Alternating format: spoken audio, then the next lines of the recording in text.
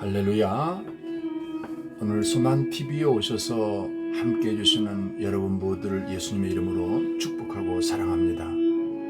저는 지난주와 이번 주 말씀을 연결해서 관점이라는 제목으로 요한복음 19장 16절에서 18절까지 말씀을 중심으로 함께 은혜를 나누겠습니다. 이 관점이라는 말은 사물이나 현상을 바라보는 방향이나 태도를 의미합니다. 이 관점을 영어로는 perspective라고 같은 뜻으로 사용하고 있습니다. 모든 사람은 각자가 보는 대로 살아가는 것입니다. 사람의 관점은 제도화된 교육을 받으며 틀과 한계에 맞춰집니다. 그렇게 고정된 관점은 우리의 사회생활과 신앙생활에 영향을 미칩니다.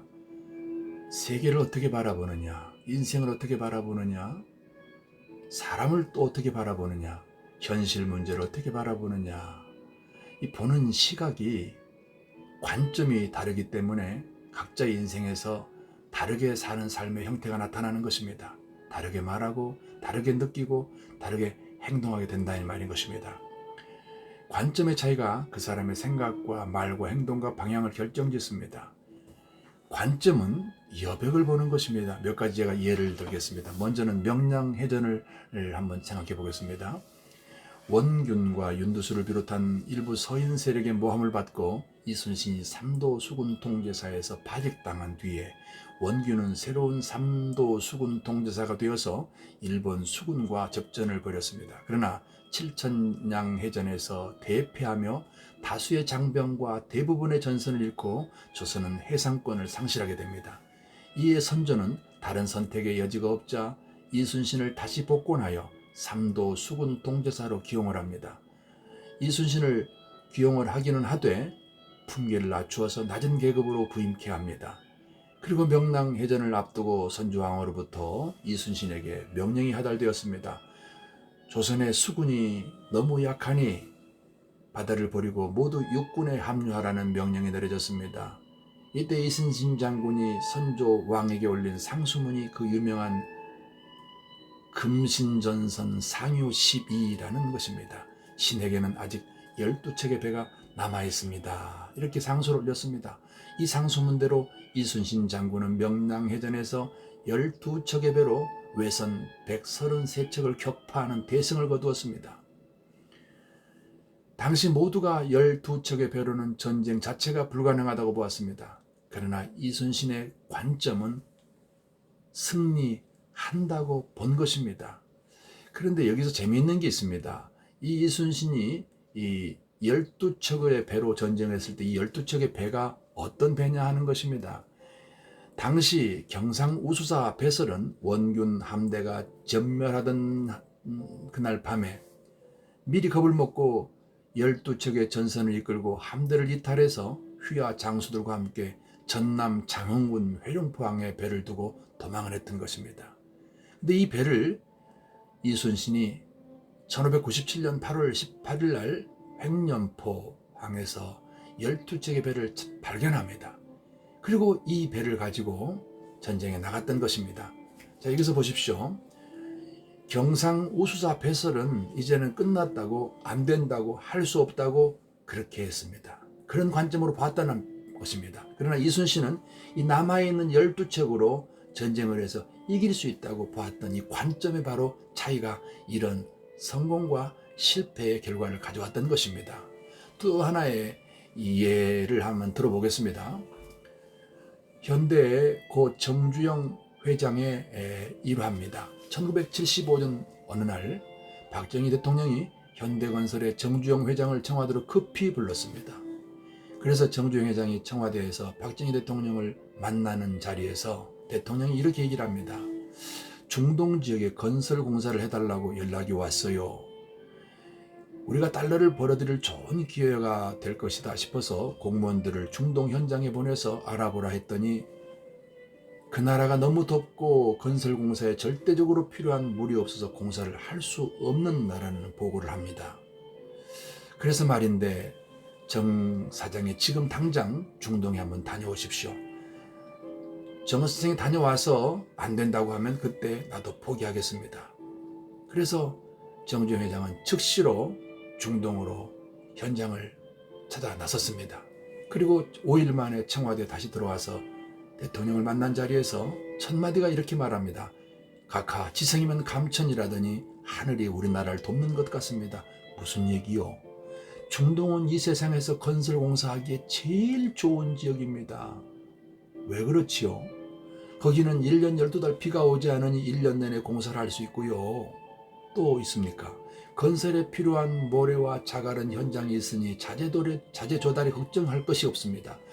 물이 없다던데요. 그거야 우리가 기름을 유조선에 싣고 우리나라로 들어왔다가 나가는 유조선에 물을 채워가면 됩니다. 제일 어려운 것이 더위라던데 50도가 넘는 더위 문제는 어떻게 할 겁니까? 네, 그것도 걱정할 거 없습니다. 천막을 치고 낮에는 자고 밤에 일하면 되는 것입니다. 정 회장은 모두 다 안 된다고 할 수 없다고 그렇게 보는 그 관점을 뒤집어서 될 수 있다고 봤던 것입니다. 그리고 정 회장의 말대로 낮에는 자고 밤에는 횃불을 켜고 일을 했습니다. 세계가 놀랐습니다. 달러가 부족했던 그 시절 우리나라에서 30만 명의 일꾼들이 중동으로 몰려나갔고 보잉 747 특별기편으로 달러를 싣고 들어왔던 것입니다. 지난주에 얘기했던 수에즈 운하도 같은 얘기입니다. 수에즈 운하는 말 그대로 인공적으로 만든 뱃길입니다. 수에즈의 지중해 물길이 홍해까지 흘러갈 수 있도록 땅을 판 것입니다. 1859년 4월에 착공해서 1869년 11월에 완공을 했으니까 10년 만에 일이 이루어진 것입니다. 수에즈 운하가 만들어지면서 유럽에서 아시아로 가는 시간이 무려 24일이나 단축이 되었습니다. 대륙을 뚫어 지중해와 연결해서 6,400km를 줄일 수가 있었던 것입니다. 이것도 관점으로 말미암아 되어진 결과인 것입니다. 요즘 102세임에도 불구하고 활발히 활동하고 있는 김영석 교수님이 책을 냈습니다. 100년을 살아보리라는 책을 제가 읽었습니다. 그 책을 통해서 김영석 교수님이 말씀하시는 관점을 제가 여러분에게 좀 전달해 드리겠습니다. 많은 사람들은 잘 사는 것을 소유가 많은 것이라고 착각합니다. 그러나 그렇지 않습니다. 잘 사는 것은 존재 가치가 높아야 되는 것입니다. 그러므로 행복하고 잘 사는 사람이 되려면 소유 가치를 높이려 하기보다 존재 가치를 높이려고 해야 합니다. 우리의 눈이 무엇을 보고 무슨 생각을 하고 어디에 집중되어 있으며 우리의 관심이 우선순위가 무엇이며 우리의 시간을 어디에 많이 보내고 있는지를 한번 살펴보십시오. 돈과 건강, 명예, 공부 등을 목적으로 삼고 살아가는 인생은 소유를 높이는 수는 있으나 존재 가치를 높여지는 건 아닙니다. 존재 가치는 존재 목적에서만 나옵니다. 세상에 존재하는 모든 것에는 존재 목적이 있습니다. 모든 존재는 목적대로 존재할 때에만 가치가 발생합니다. 또한 모든 존재의 목적은 존재로부터 말미암지 않고 존재케 하시는 분으로 말미암습니다. 볼펜을 예를 들면 볼펜 자체가 목적을 결정하는 게 아니라 볼펜을 만든 사람이 볼펜의 목적을 결정하는 것입니다. 우리 인생의 존재 목적은 우리가 결정하는 것이 아니라 우리를 창조하신 분이 결정하시는 것입니다. 사람들은 자신의 목적을 이기적인 욕심을 채우는 것에 두고 살아갑니다. 그래서 혹은 부자가 되기도 하고 출세하기도 하고 성공한 사람이라는 말을 듣기도 합니다. 소유를 목적으로 산다면 훗날 우리는 빈손으로 이 세상을 떠나야 됩니다. 그러나 예수님이 말씀하신 인생을 산다면 다릅니다. 우리는 결코 빈손으로 떠나지 않습니다. 우리의 목적과 방향이 하늘을 향할 때 그 무엇과도 바꿀 수 없는 주님의 복을 두 팔 가득 안게 될 것입니다.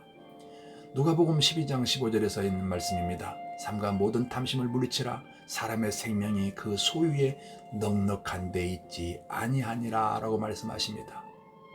네가 이 세대의 부한 자들을 명하여 마음을 높이지 말고 정함이 없는 재물에 소망을 두지 말고 오직 우리에게 모든 것을 후히 주사 누리게 하시는 하나님께 두며 선을 행하고 선한 사업을 많이 하고 나누어 주기를 좋아하며 너그러운 자가 되라. 이것이 장래에 자기를 위하여 좋은 터를 쌓아 참된 생명을 취하는 것이니라. 디모데전서 6장 17절에서 19절까지 말씀인 것입니다. 예수님이 믿는다는 것은 바로 관점의 변화가 일어난 것입니다. 예수님을 믿는 사람의 가장 두드러진 특징은 관점의 변화인 것입니다. 시편 19편 8절에는 여호와의 계명은 순결해서 눈을 밝게 하신다고 말씀하십니다. 이 말씀을 요한복음 3장 3절에서는 예수께서 대답하여 말씀하시되 진실로 진실로 너에게 이르노니 사람이 거듭나지 아니하면 하나님 나라를 볼 수 없다고 말씀하셨습니다. 그렇습니다. 예수님을 믿는다는 것은 바로 관점이 변화되었다는 것입니다. 관점의 변화가 일어나지 않았다면 그는 실제로 구원받지 못한 사람이라는 것이 요한복음 3장 3절의 말씀인 것입니다. 이러한 관점에 대해서 예수님이 어느 날 아주 귀중한 메시지를 우리에게 주셨습니다. 부친 상을 당한 제자가 주님께 찾아와서 아버지 장례식을 치르고 오겠다고 말씀을 드렸습니다. 그때 마태복음 8장 22절을 통해서 죽은 사람들은 죽은 사람들에게 맡기고 너는 나를 따르라고 말씀을 하십니다. 죽은 사람을 장사 지내주는 사람이라면 살아있지 않습니까? 그럼에도 예수님은 그도 죽은 사람이라고 표현하십니다. 이것이 주님의 관점인 것입니다. 산 사람이나 죽은 사람이나 예수님 밖에 있다면 그는 송장이라는 것입니다. 우리의 관점이 불신자를 볼 때 바로 이러해야 되는 것입니다.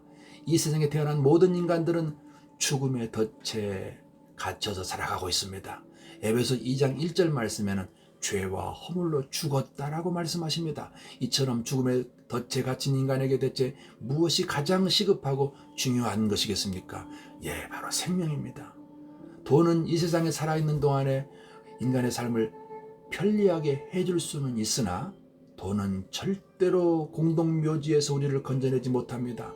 우리 이런 인생을 위해서 예수님은 요한복음 19장 17절에서 예수께서 자기의 십자가를 지시고 해골이라는 곳에 나가시니 라고 말씀하십니다. 이 말씀은 예수님께서 십자가에 죽으시고 그 십자가가 해골이라고 하는 곳에 세워졌다는 것입니다. 왜 예수님의 십자가가 해골이라고 하는 곳에 세워졌을까요? 네, 예수 그리스도의 십자가가 해골, 즉 해골, 죽어있는 시체 위에 세워졌다는 것입니다. 그 십자가로부터 예수 그리스도의 생명의 피가 해골로 흘러내려 그 해골을 적셨던 것입니다. 그리고 예수 피에 흠뻑 젖은 해골은 예수 그리스도로 말미암아 새로운 생명으로 다시 살아난 것입니다. 이것이 복음의 비밀입니다. 이것이 복음의 핵심인 것입니다. 요한복음 11장 25절은 나는 부활이요 생명이니 나를 믿는 자는 죽어도 살겠고 무릇 살아서 나를 믿는 자는 영원히 죽지 아니하리니 이것을 네가 믿느냐고 말씀하십니다. 요한복음 12장 25절은 이렇게 말씀하십니다. 자기의 생명을 사랑하는 자는 잃어버릴 것이요 이 세상에서 자기의 생명을 미워하는 자는 영생하도록 보존하리라고 말씀하십니다. 이 말씀은 해석하면 이렇습니다. 자신을 사랑한다고 하는 것은 해골인 자신을 거기에 집착하는 것을 의미하는 것입니다. 자기 생명을 싫어하는 사람이라는 말은 자기 인생이 시체라는 사실을 알고서 그렇게 끝나는 것을 싫어하는 것입니다. 그 사람은 해골된 자기의 인생, 자기의 영혼의 정수리에 십자가를 세우고 그 십자가의 피에서 흘러내리는 예수의 영원한 생명을 받아 영생의 생명을 얻어 사는 것입니다. 사도 바울은 사도행전 20장 24절을 통해서 이렇게 고백합니다. 내가 달려갈 길과 주 예수께 받은 사명 곧 하나님의 은혜의 복음을 전하는 일을 마치려 하면은 나의 생명조차 조금도 귀한 것으로 여기지 아니한다고 말씀하십니다. 다른 예수는 구원을 얻을 수 없나니 천하 인간 중에 구원 얻을 만한 다른 이름을 주신 적이 없다고 말씀하십니다. 네, 초대교회 사도들은 바로 이러한 확신에서 그들은 움직였습니다. 그들은 일어섰습니다. 나아갔습니다. 누가 그들의 입을 틀어막을 수가 있었겠습니까? 환난이나 핍박이나 위협이나 칼이 그들의 입을 틀어막을 수 있었겠습니까? 그 어떠한 달콤한 유혹이 그들의 입을 틀어막을 수가 있었겠습니까? 이 세상 그 아무것도 그들의 입을 틀어막아 그들의 입에서 복음이 흘러나오는 것을 막을 수가 없었던 것입니다. 사랑하는 성도 여러분, 이제 우리가 일어나야 됩니다.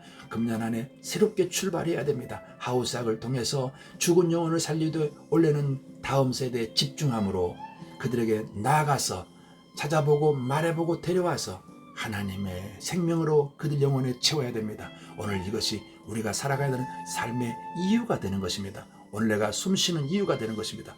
이처럼 살아서 한 해를 성공할 수 있기를 바랍니다. 이 말씀을 듣고 결단하는 여러분 모두를 우리 하나님은 사랑하실 것입니다. 하나님이 함께 하심이 한 주간 동안 여러분 곁에 늘 넘치게 나타날 줄로 믿습니다. 감사합니다.